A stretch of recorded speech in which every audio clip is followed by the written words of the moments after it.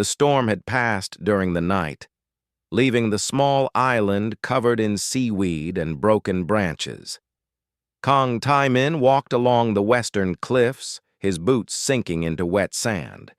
He carried a notebook and camera, checking for damage to the coastal ecosystem he studied. The morning air smelled of salt and rain. Tai-min had lived on this island for 3 years. After his brother died and nobody was punished for the accident, he left the city. The island had only 40 families, one small store, and no traffic lights. It was exactly what he needed: peace, quiet, a place where he could forget. He stopped walking. Something metal glinted between the rocks ahead. At first, he thought it was a fishing boat part. Storms often brought debris from the mainland, but as he got closer, his heart started beating faster. The metal was too smooth, too perfect. It had strange markings that looked like writing, but not any language he knew. Tai-min climbed down the rocks carefully. The object was half buried in sand, maybe 3 meters long and shaped like a teardrop. A pod of some kind. The surface was warm to touch despite the cold morning. He walked around it, taking photos, his scientific mind fighting with growing fear. There was a seam along the side. A door, maybe. Tai-min pressed his hand against it, and the metal hummed softly. The door slid open with a hiss of escaping air. Inside, curled on the floor, was a woman, but not a human woman. Her skin was pale blue, covered with glowing markings that pulsed slowly like a heartbeat. She had 2 arms, 2 legs, but her fingers were longer than human fingers. Her hair was white and seemed to move on its own, floating slightly. She wore a tight suit made of material that shimmered like oil on water. She was unconscious, and she was breathing. Tai-min stood frozen for a full minute. 20 years ago, Earth had made first contact with aliens. The Assembly, they called themselves. A group of advanced species who visited Earth and offered technology and trade. But aliens never came to small islands. They went to big cities, to governments, to important people. He should call someone, the Coast Guard, the military. But he thought about what would happen next. Soldiers would come, scientists, the government. His quiet island would become a military zone. His research station would be destroyed. The peaceful life he built would end. The alien woman's breathing was shallow. One of her arms was bent at a wrong angle, definitely broken. The glowing marks on her neck were flickering weakly. Tai-min made a decision. He took off his jacket and carefully wrapped it around her. She was lighter than she looked. He carried her up the cliff path, moving slowly, checking to make sure nobody saw him. His research station was isolated, built on the far end of the island. If he was lucky, he could get her there without being seen. His luck held. He laid her on the examination table in his lab, the same table he used to study fish samples. His hands shook as he looked at her. What was he doing? This was insane. She could be dangerous. She could carry diseases. The government would arrest him for hiding her. But she was hurt. And she was alone. He could not just leave her. Tai-min had studied biology, not alien medicine, but he knew the basics. Airway, breathing, circulation. He checked her pulse. It was there, fast and light under his fingers. Her broken arm needed to be set. He found splints and bandages, working carefully. She did not wake up, which was probably good. He set up an IV drip with simple saline solution. Her body accepted it without reaction. Good sign. He cleaned a cut on her forehead with antiseptic. The wound sealed itself almost immediately, the skin knitting together. He watched in amazement. For 2 days, she slept. Tai-min barely left her side. He monitored her vital signs, brought equipment from storage, turned his lab into a makeshift hospital room. He did not tell anyone, not even his friend Yuna, the island's doctor. On the 3rd morning, the alien woman's eyes opened. They were golden, with vertical pupils like a cat. She stared at him, then at the ceiling, then back at him. Her body tensed like she might run or fight. Taemin raised his hands slowly, showing they were empty. "It's okay," he said softly. "You're safe. You were hurt. I helped you." She said something in a language that sounded like water flowing over stones. Musical, but completely unknown. She tried to sit up, winced at the pain in her arm, and looked at the splint he had made. Her fingers touched it carefully. Taemin pointed to himself. "Taemin," he said, then pointed to her with a questioning look. She watched him for a long moment, then touched her own chest. "Liere," she said. Her voice was higher than he expected, almost like singing. He smiled, trying to look friendly and not threatening. "Liere," he repeated. She looked around the lab at the fish tanks, the microscopes, the posters of ocean life on the walls. Her expression was confused but not afraid anymore. She said something else in her language, then seemed frustrated. Taemin remembered the pod. Maybe there was technology there that could help them communicate. He mimed walking with his fingers, pointed outside, then made a questioning gesture. Lirai understood. She nodded. "I'll be back," he said, knowing she could not understand the words but hoping his tone was clear. "Stay here. Rest." He went back to the cliffs. The pod was still there, half covered by the rising tide. He searched inside and found a small device, smooth and dark. It looked important. He took it and several other pieces of technology he did not recognize. When he returned, Liere was standing by the window, looking at the ocean. She turned when he entered, moving stiffly. He held out the device. She took it, her face showing surprise and relief. She pressed something on its surface, and it lit up with soft blue light. She held it between them and spoke. This time, after a moment's delay, the device spoke in Korean. The words were mechanical, but understandable. "You saved my life," it translated. "Why?" Taemin looked at her golden eyes, at this strange woman from the stars who had crashed on his island. "Because you needed help," he said simply. The device translated his words. Liere stared at him like he had said something completely impossible. Outside, the ocean waves crashed against the cliffs. Inside the small research station, a human and an alien stood in confused silence, neither knowing that this moment would change everything. The translation device worked, but not perfectly. Sometimes it gave strange words or missed meaning entirely. Still, it was enough. Over the next week, Taemin and Lirai learned to communicate. She told him her story in pieces, like building a puzzle. Lirai was a scientist from a species called Velans. She studied ocean ecosystems on different planets for something called the Assembly. Taemin knew about the Assembly. They were the group of alien species who had contacted Earth 20 years ago. "My ship was damaged," Lirai said one evening. They sat in the lab, eating rice and fish that Taemin had cooked. She ate carefully, still getting used to Earth food. "We were near your solar system. Asteroid collision. Very bad damage." "What happened?" Taemin asked. Lirai looked at her hands. The glowing marks on her skin pulsed slowly. "There were escape pods. Enough for everyone. But my people have a system. High caste goes first, then middle caste, then low caste like me." "Caste?" Taemin did not understand the word. "Your worth," Liere explained. "Decided by your birth. High caste people are important. Low caste people are not. I am low caste. When the pods ran out, they left people like me behind."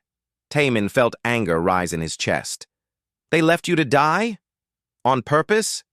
"Yes," Liere said simply. "It is normal in my world. Efficient, they say. Save the valuable ones first." "That's not normal," Taemin said firmly. "That's cruel." Liere looked surprised. "But you do this too, yes? In disasters, important people are saved first?" "No," Taemin said. "We save children first. Then elderly people. Then everyone else. We don't leave anyone behind if we can help it. The translator processed this, and Lyrae stared at him. That makes no sense. Children have not contributed anything yet. Elderly people cannot contribute anymore. Why prioritize them? Taemin struggled to explain. Because they matter. Because life has value beyond usefulness. Because it's the right thing to do. Lyrae was quiet for a long time. I found one damaged pod, she finally said. I took it. I knew it might not work, but I had to try. The pod failed during descent. I do not remember landing. You've been hurt enough, Taemin said. You can stay here as long as you need. Why? Lyrae asked. She kept asking this question. What do you want from me? Payment? Service? I have nothing to give you. I don't want anything, Taemin said, frustrated. I'm helping because you need help. That's enough reason.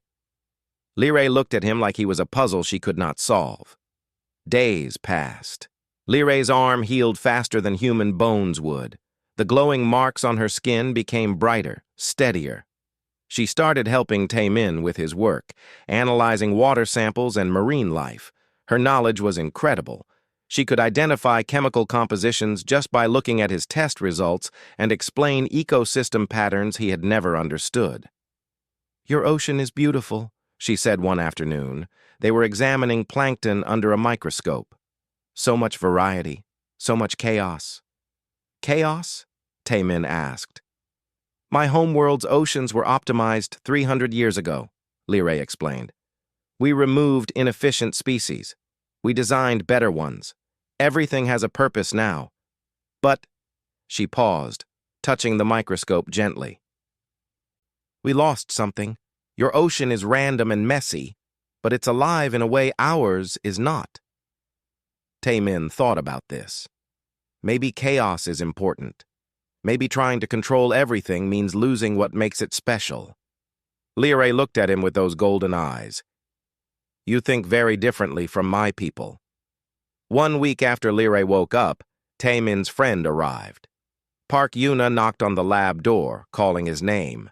She was the island's only doctor, a practical woman who had known Taemin since he arrived. He could not avoid her forever. I brought you food, Yuna said, walking in with a basket. You haven't been to the village in days and She stopped. She saw Lyrae. Lyrae stood up quickly, defensive. Yuna stood frozen, holding her basket. Yuna, Taemin said carefully. This is Lyrae. She needs help. She's an alien, Yuna said, stating the obvious. Her voice was calm, which Taemin appreciated. Yuna was always calm. Yes, Taemin said. Her ship abandoned her. She crash-landed here. She's hurt and I'm hiding her because if the government finds out, they'll take her, and this whole island will become a military zone. Yuna set down her basket slowly. She walked closer to Lyrae, studying her with a doctor's eye. Your arm was broken, she said, looking at the healing bone through Lyrae's skin. Taemin said it? Lyrae nodded, understanding enough. Not bad, Yuna said to Taemin. Then to Lyrae, speaking slowly and clearly. I'm a doctor. Can I check your health?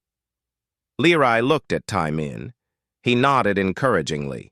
She held out her arm. Yuna examined her carefully, professional and gentle. She's healing well, she said, but she needs better nutrition. I'll bring supplements. She looked at Taemin. You're an idiot for not telling me sooner. I can help. Taemin felt relief wash over him. Thank you. Don't thank me yet, Yuna said. She pulled out her phone and showed him a news article. The Assembly has ships searching this region. They're looking for lost property. That's what they're calling her, property. Lyrae saw the article and the translator device processed the words. Her expression darkened. They are not searching to rescue me, she said quietly. They are searching to hide evidence. If low-caste abandonment becomes public, it would cause problems for them. Will they come here? Yuna asked. Eventually, Lyrae said. They are thorough. Then we need to be careful, Yuna said simply. She looked at both of them. I'll help hide her, but Taemin, you need to understand what you're risking. I know, Taemin said. That night after Yuna left, Liray asked to see the ocean up close. Taemin took her to the beach, checking carefully that nobody was around. The sun was setting, painting the sky orange and pink and purple. Liray stood at the water's edge, watching the colors change. Tears ran down her blue face. She touched them, surprised.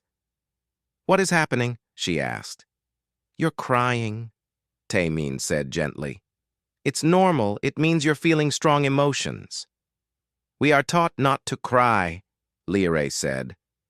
Emotions are inefficient. They make you weak. They make you human, Taemin said, then corrected himself. I mean, they make you alive, really alive. Liray watched the sunset until the last light faded. My people stopped watching sunsets centuries ago, she said. We decided they had no practical value. But this, she gestured at the darkening sky. This is the most valuable thing I have seen in years. Taemin stood beside her in comfortable silence. Your species is strange, Liray said finally. You are not the most advanced, not the strongest, not the most efficient, but you value things my people forgot existed. How did your civilization survive being so emotional? Taemin suggested. Alive, Liray corrected. How did you survive being so alive? Taemin smiled. Maybe that's exactly why we survived? Liray looked at him, understanding beginning to dawn in her golden eyes. 3 weeks passed. Liray became part of Taemin's daily routine. She woke early, helped with research, asked endless questions about Earth. She learned Korean words beyond what the translator provided. Her favorite word was why, because, she explained, her people stopped asking it long ago. She was fascinated by everything, the way plants grew wild without planning, the way fish moved in random schools, the way humans made art that had no practical purpose. One morning, she found Taemin's old guitar in a closet. What is this for? She asked. Making music, he said. Want to hear? He played a simple song, fingers clumsy from lack of practice. Liray listened with complete focus. When he finished, she was crying again. My people eliminated music 300 years ago, she said. Too inefficient. We use optimized communication tones now, but that... She touched the guitar strings gently. That made me feel things I have no words for. That's what music does, Taemin said softly. They grew closer. Late one night, working on water samples, Liray told him about her life before the crash. She had been a brilliant researcher, she said, without pride, just fact. She discovered a new method for cleaning polluted oceans, but her supervisor, a high-caste villain named Korin, stole her research and published it as his own work. Did you report him? Taemin asked, angry on her behalf. Report him? Liray looked confused. He is high caste. I am low caste. The system is working as designed. High caste people are valuable, so they receive credit. I should be honored my work helped someone important. That's not honor, Taemin said. That's theft. Your species has strange ideas about fairness, Liray said. But she looked thoughtful. Taemin understood her pain more than she knew. He told her about his brother Dongmin, a factory accident caused by faulty equipment. The company blamed the workers. Officials were bribed. Nobody was punished. His brother died, and the system called it an acceptable cost of doing business. I left because I could not make them care, Taemin said. I could not make them see that my brother mattered. Liray reached out and touched his hand. Physical contact was rare for her people, she had explained once, but she was learning human ways. Your brother mattered, she said. I believe you. It was a simple statement, but it meant everything. Yuna visited regularly now, bringing food and medical supplies. She checked Liray's health and taught her about human culture. One afternoon, she brought news that made them all tense. "Assembly ships landed on the mainland," she said, 50 kilometers from here. They're searching every island systematically. "How long do we have?" Taemin asked. "Maybe 2 weeks," Yuna said. "Maybe less." Liray stood up. "I should leave, turn myself in. I will not let you suffer because of me." "No," Taemin said firmly. "They abandoned you. They treat you like property. I won't let you go back to that." "You do not understand," Liray said, frustrated. "The Assembly is powerful. They could destroy this island, hurt you, hurt everyone here. I am not worth that risk." "Yes, you are," Taemin said. He looked at Yuna, who nodded agreement. "Every person is worth that risk. That's what being human means." Liray sat down slowly. "Your species will die being this way," she said. "The galaxy does not reward kindness." "Maybe," Taemin admitted, "but I'd rather die kind than live cruel." They sat in heavy silence until Yuna spoke up. "The pod, can we use its technology? Maybe call for help from Assembly members who are not like Liray's people?" Liray considered this. "The communication system is damaged, but maybe we can repair it.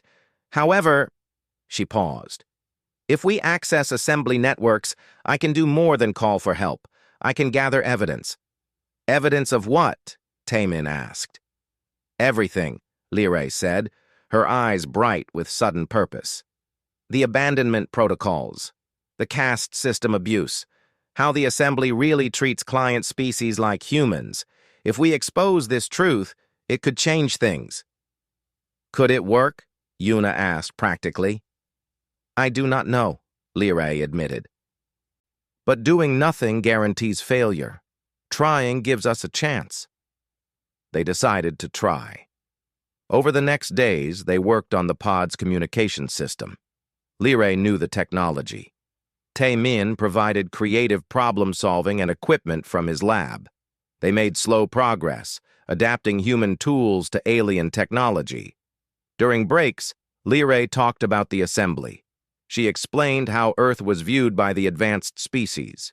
Humans were seen as useful, but primitive.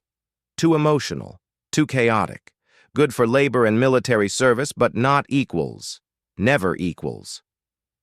"They are planning to use your people as soldiers," Liray said one evening. "Frontier conflicts, dangerous work.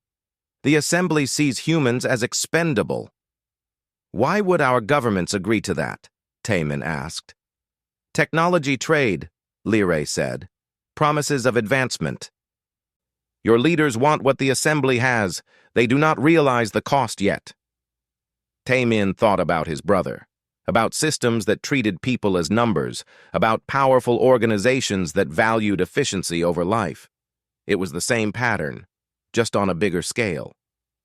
"The Assembly is wrong about us," he said quietly. "We're not weak because we care about each other. That's our strength."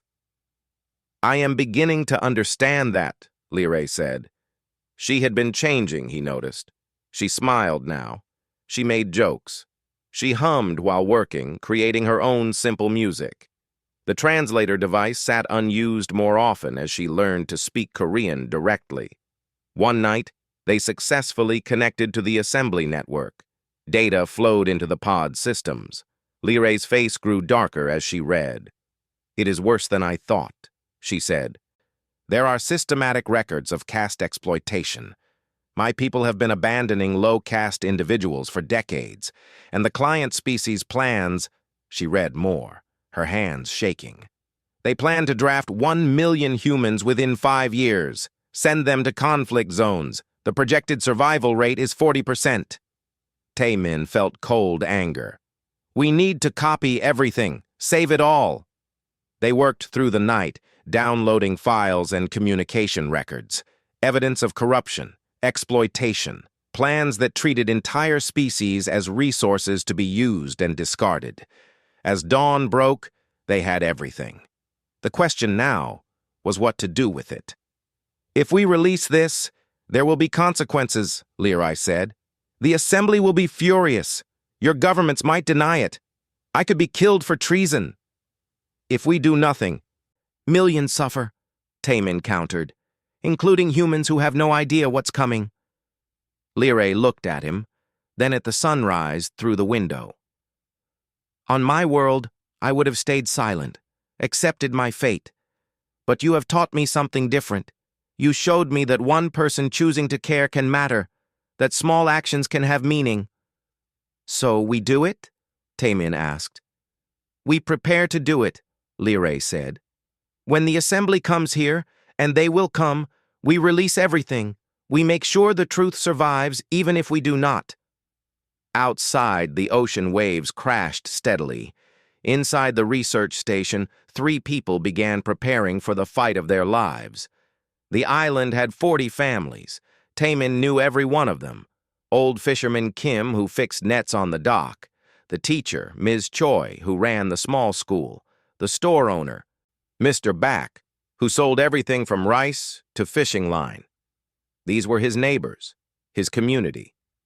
And now they needed to know the truth. It started with Yuna's cousin, Lee Hyun-woo. He was a young Coast Guard officer stationed nearby. Yuna trusted him completely, so she told him about Lerai.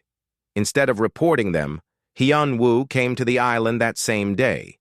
He met Lerai in the research station. She stood straight, defensive, expecting judgment. Hyun-woo looked at her for a long moment, then bowed politely. My cousin says you need help, he said. I'm here to offer it.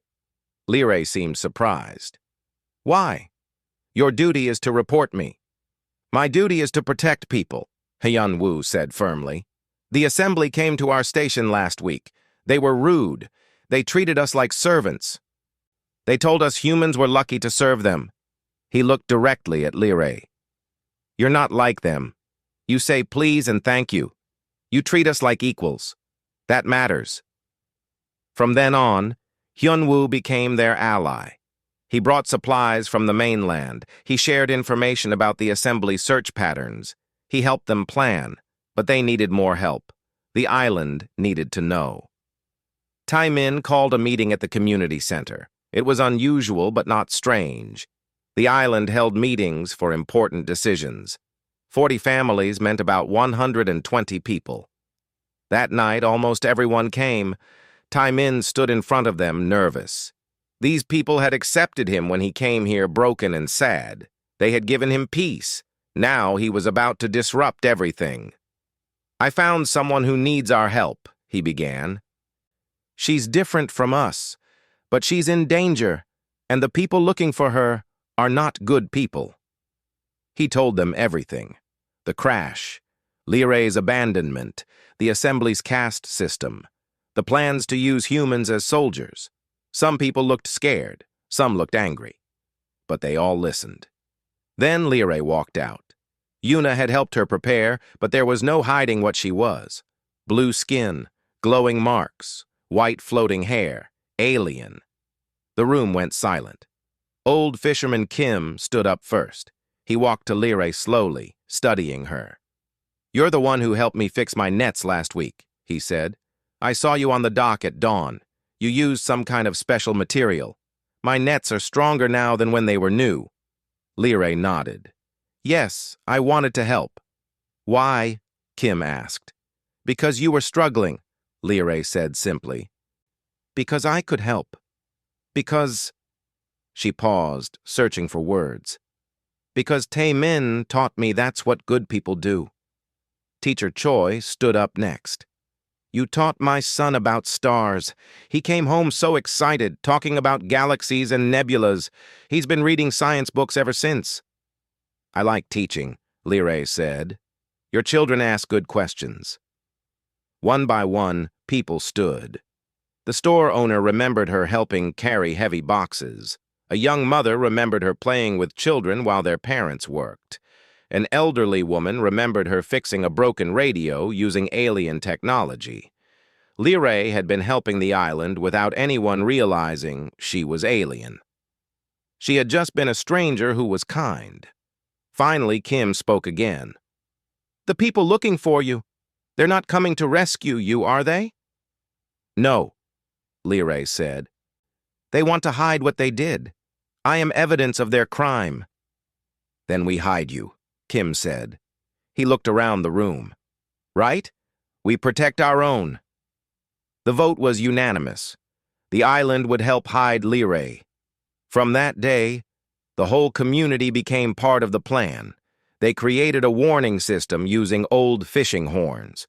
When assembly ships flew overhead, someone would blow a horn, and Liray would hide in the old lighthouse on the north shore. They practiced until it became routine. The children thought it was a game. The adults knew it was survival. Meanwhile, Taemin, Liray, and Hyun-woo worked on the communication system. They needed it perfect. One chance to broadcast the evidence to Earth's networks and friendly assembly factions simultaneously. No room for error. Liray showed Taemin more about the assembly during their work. She pulled up star maps, explained political structures, described different species. The assembly had 15 member species, each with their own cultures and values. Some were like the Velans, rigid and hierarchical. Others were different, more open. "There are reformers in the assembly," Liray explained. "Species and individuals who want change, but they are quiet because speaking up is dangerous. If we can give them evidence, give them proof, they might find courage to act." "One small island starting a revolution," Taemin said, smiling slightly. "Sounds impossible." "Everything impossible starts somewhere small," Liray said. She had learned that from him. 2 weeks after the community meeting, the assembly investigators arrived on a nearby island. Hyun-woo brought the news. They were 3 islands away now, coming closer. The leader of the investigation team was a high-caste Velan named Corin. When Liray heard the name, her face went pale. "I know him," she said quietly.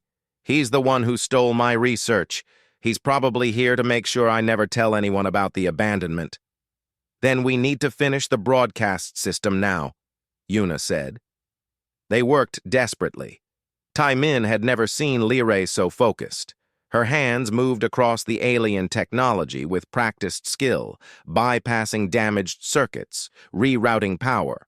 When human tools did not work, she improvised. She used parts from Taemin's computers, wiring from Hyun-woo's radio equipment, even parts from old cell phones.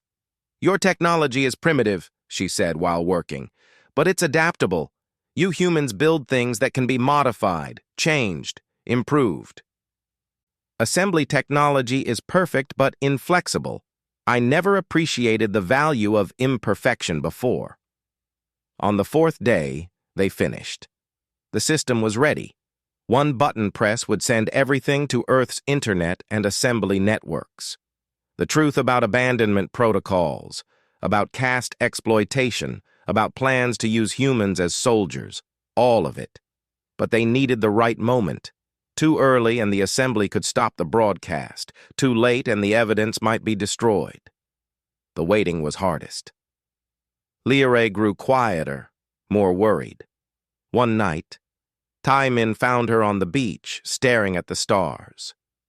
"I am afraid," she admitted. "Not of dying. I accepted death when I took that damaged pod. But I am afraid of failing, afraid this will not matter." "It will matter," Taemin said. "Truth always matters." "Does it?" Liray asked. "My people knew the truth of our caste system for centuries. Nothing changed." "Because nobody tried to change it," Taemin said. "You're trying. That's different." Liray looked at him. "You have more faith in goodness than I do." "Maybe," Taemin said. "But you're starting to believe in it too. I can see it." She smiled, that human expression she had adopted. "Yes, you and this island taught me to believe again." The next morning, Hyun-woo's radio crackled with urgent news. The assembly investigators were coming to their island. They would arrive in 6 hours. "It's time," Liray said. They moved the broadcast equipment to the lighthouse, the island's highest point, best signal for transmission. The whole community helped, carrying equipment up the winding stairs, old and young working together. At the top, Taemin set up the system while Liray prepared the data files. Yuna and Hyunwoo coordinated with the villagers, making sure everyone knew the plan. When the assembly ship appeared on the horizon, everything was ready. The truth was loaded. The button was waiting to be pressed. Liray stood at the window, watching the ship approach. "Once we do this, there is no going back," she said. "I know," Taemin said. He stood beside her, looking at the approaching ship. "But going forward is better than staying still." Liray nodded. She had learned that lesson well. The ship landed on the beach. Doors opened. Figures emerged, alien forms moving across the sand toward the village. In the lighthouse, Liray's hand hovered over the broadcast button. "For every person the assembly abandoned," she said quietly. "For every low-caste individual told they do not matter. For every human who deserves to know the truth." She pressed the button. The upload began. The assembly team moved through the village like they owned it. 6 of them, 5 wearing black uniforms and 1 in white. The one in white was clearly the leader. Tall, blue-skinned, with elaborate glowing patterns that marked him as high-caste Velen. Korin. They went directly to Taemin's research station, found it empty. Korin stood in the lab, looking at the equipment with cold intelligence. He touched the examination table where Liray had recovered. His team scanned the room with devices that beeped and flashed. In the lighthouse, the upload progress bar moved slowly. 20%? 30%? Taemin watched it anxiously while Liray monitored the assembly communications she had tapped into. "They found evidence of the pod," she said, listening to the translated chatter. "They know someone survived. Korin is ordering a full island search." "How long do we need?" Yuna asked. 10 more minutes for full upload," Liray said. Hyunwoo's radio crackled. It was his fellow Coast Guard officers warning that the assembly team was heading toward the lighthouse. They had maybe 5 minutes. "We need to slow them down," Taemin said. Hyunwoo nodded and ran down the stairs. He met the assembly team at the base of the lighthouse, blocking their path with his official Coast Guard vehicle. "This area is restricted," he said calmly. "Dangerous structural damage from the recent storm." Korin looked at him like he was an insect. "Move aside, human. We have authority here." "Not without proper permits," Hyunwoo said. "I need to see documentation." It bought them 3 minutes while Korin's team argued. Finally, they pushed past Hyunwoo and started climbing. 60% uploaded, Liray said tensely. Taemin could hear boots on the metal stairs below, coming closer. The villagers had gathered outside the lighthouse, more than 100 people forming a crowd. 70%, Liray said. The door burst open. Korin entered, followed by his team. He saw Liray immediately. His expression showed no surprise, only cold satisfaction. "Subject recovered," he said in English, clearly for the benefit of humans present. "You have harbored stolen assembly property. This is a violation of interstellar law." "Property?" Taemin stepped between them. "She's a person. Her name is Liray." "It is low-caste Velen assigned to research duties," Korin said dismissively. "It has no individual designation of importance. You will surrender it immediately." 80%, Liray whispered. Korin noticed the equipment. His eyes widened slightly as he recognized what it was. "You accessed assembly networks. That is a severe violation." He gestured to his team. "Destroy that equipment. Arrest these humans. Retrieve the subject." His team moved forward. Taemin stood firm, even though his heart was racing. Then the door opened again. Yuna entered, followed by others. Old fisherman Kim, teacher Choi, store owner Bak. More villagers crowded behind them, filling the lighthouse stairs. The girl stays, Kim said simply. Corin laughed, a harsh sound. You primitive humans think you can challenge the assembly? We could destroy this island with one ship? Maybe, Yuna said. But you won't. Because if you do, the whole galaxy will know that the mighty assembly is afraid of one small island and the truth it protects. 90%, Lyrae said. Her voice was stronger now. Corin realized what was happening. Stop that upload, he shouted. His team rushed toward the equipment. The villagers moved to block them. No weapons, no violence, just bodies standing firm. The assembly team could have forced through, but they hesitated. Attacking unarmed civilians would create problems even they could not easily solve. 95%. Corin turned to Lyrae. You do not understand what you are doing. You are low caste. You have no right to these actions. The system has served our people for millennia. Lyrae looked at him steadily. The system left me to die. These humans, these primitives you despise, they saved my life and asked nothing in return. They showed me that your system is not strength. It is cowardice disguised as efficiency. You betray your own kind, Corin said. No, Lyrae said. You betrayed us long ago. I am just showing everyone the truth. 100%, Tae-min said. Upload complete. The transmission had gone everywhere.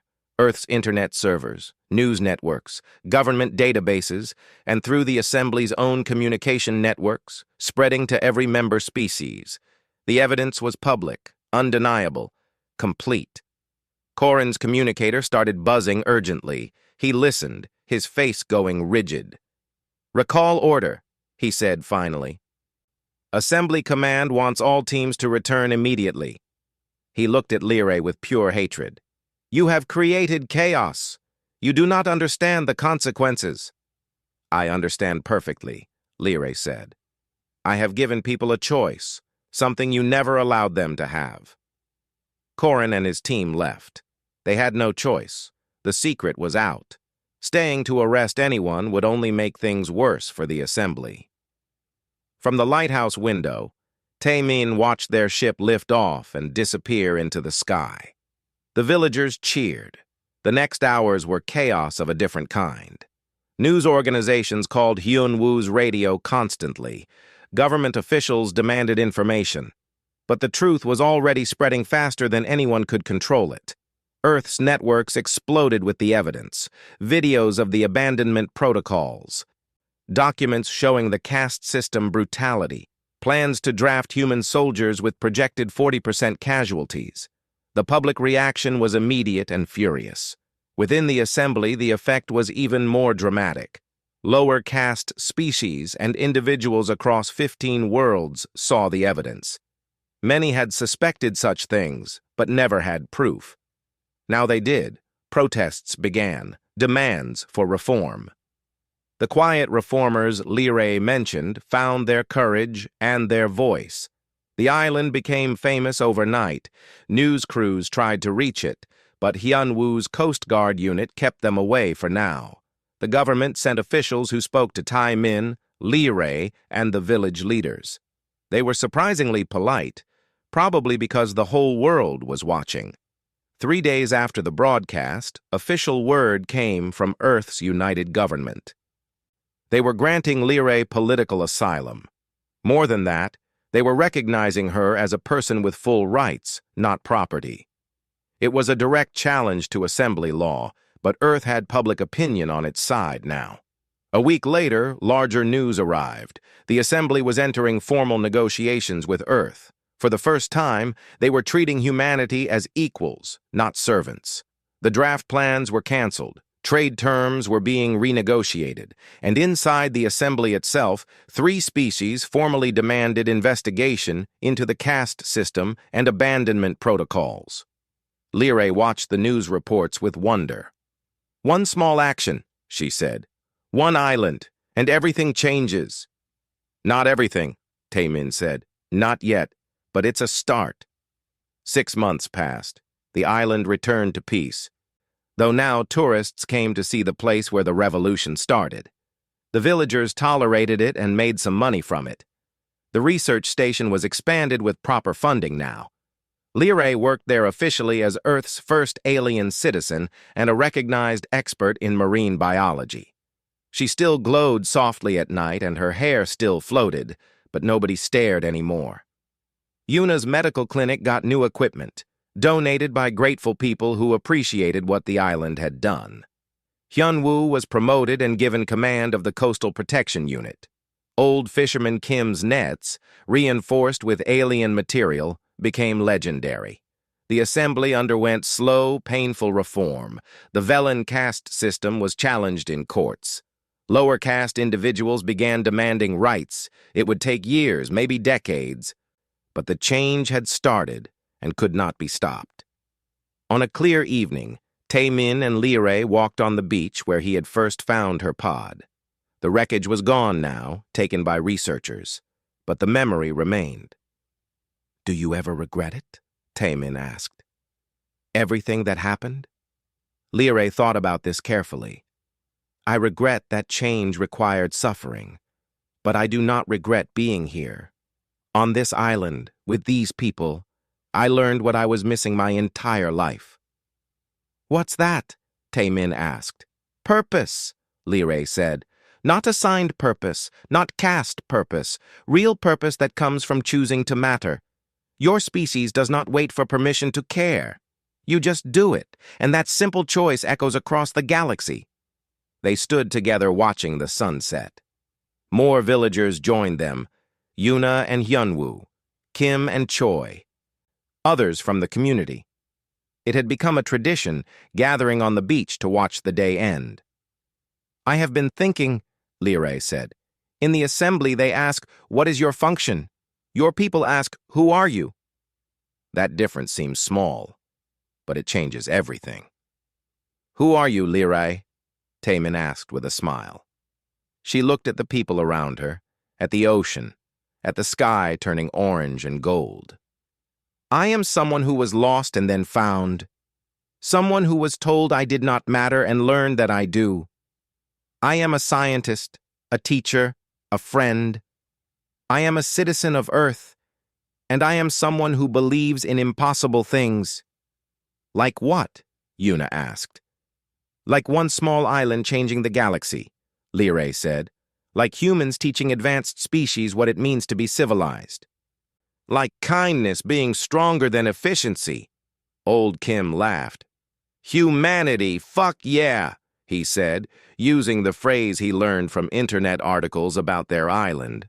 The crowd laughed and repeated it. The phrase had become their unofficial motto. Humanity, fuck yeah. Simple words, but they captured something essential. The stubborn, reckless, beautiful insistence that every person mattered and no advanced technology could replace basic decency. Lyrae repeated the phrase too, her accent strange but her meaning clear. The sun set over the ocean. On a small island where an alien woman had been found and given shelter, a community celebrated not what they had gained, but what they had proven. That civilization was not measured in technology or power, but in the simple choice to care for others. That night, messages came from across the galaxy. Other low-caste individuals who had seen the evidence. Other species who wanted change. Other people who had been told they did not matter, now believing that they did. It started with one person choosing to help another. From that single choice, ripples spread across an ocean of stars, and the galaxy would never be the same. On the island, life continued. Research was conducted. Nets were mended. Children learned about stars and values. And in the lighthouse that had transmitted the truth, a small plaque was placed. It read simply, "Here, humans showed the galaxy what it means to be human. Here, one person mattered. Here, everything changed." Lyrae touched the plaque every morning when she came to work, a reminder of what she had lost and what she had gained. A reminder that sometimes being left behind was the same as being set free. And on quiet evenings, when the work was done and the sun was setting, she would stand with her friends and family, chosen not assigned, and watch the sky change colors. Finding value in beauty that served no purpose except to remind everyone watching that being alive, truly alive, was the greatest purpose of all.